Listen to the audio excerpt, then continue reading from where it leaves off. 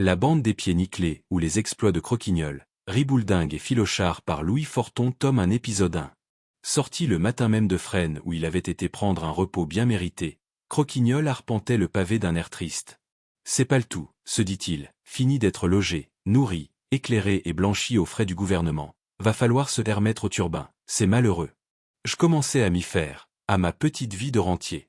Or le turbin auquel Croquignol faisait allusion consistait en filouterie, vol, cambriolage et autres expéditions de ce genre, dont il avait fait sa profession très peu recommandable. À errer ainsi à l'aventure, Croquignol prit soif. Tiens, se dit-il, v'là un bistrot, je vas un peu me rincer la dalle. Quel ne fut pas son étonnement en y rencontrant deux de ses anciens compagnons, Filochard et Ribouledingue, deux zigues à la coule qui furent non moins surpris en voyant Croquignol. Ah! Mais c'est lui! Mais oui, c'est ce vieux frangin de Croquignol! S'écria Ribouledingue. Ben, mon vieux, y avait rudement longtemps qu'on ne s'avait pas vu.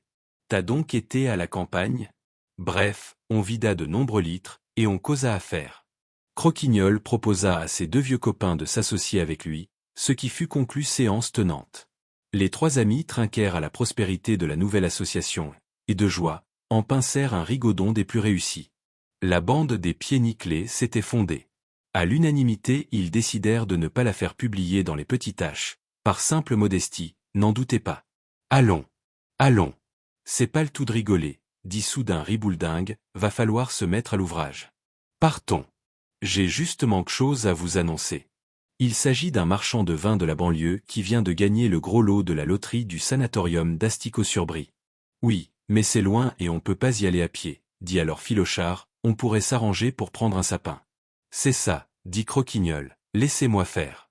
Ribouledingue et Filochard s'étant cachés, Croquignol appela un cocher qui passait justement.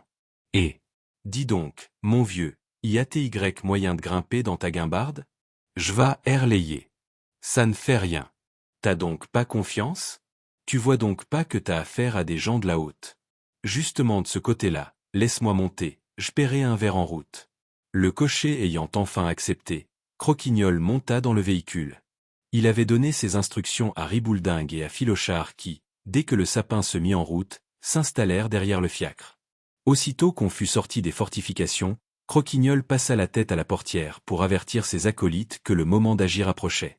Au signal convenu, Filochard, s'étant glissé sur le toit du fiacre, plaça son foulard sur la bouche de l'automédon, tandis que Croquignol explorait les poches du cocher, qui fut soulagé de son porte-monnaie. Ribouledingue endossa sa livrée et grimpa sur le siège, tandis que Filochard et Croquignol prirent place dans la voiture. Cocotte.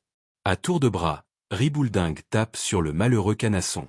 Les trois compères se félicitent d'avoir réussi à s'emparer de l'équipage et le fiacre se dirige, ventre à terre, vers le coin de banlieue où habite le bistrot qui a gagné le gros lot de la loterie du sanatorium d'Asticot-sur-Brie. On arrive à la tombée de la nuit. Laissant le véhicule et leur conscience devant la porte de l'établissement, Croquignol, Ribouledingue et Filochard pénètrent chez le marchand de vin et se font servir à boire et à manger en attendant le moment propice pour bâillonner le patron et le dévaliser. Les trois copains vidèrent de si nombreux litres qu'en peu de temps ils furent complètement ivres et laissèrent échapper quelques paroles imprudentes. Le patron les entendit et s'empressa d'aller chercher la police pendant qu'ils cuvaient leur vin. Les agents, convaincus que les trois gredins dormaient, prirent leur courage à deux mains et les entassèrent dans le fiacre qui prit la direction du commissariat. Le lendemain matin, Croquignol s'écria en se réveillant. Quoi que ça veut dire? On est bouclé. Eh bien, nous la propre. C'est pas tout ça, il s'agit de ne pas moisir ici, faut trouver la façon de se tirer des flûtes. La suite prochainement. L'album est en vente sur Amazon.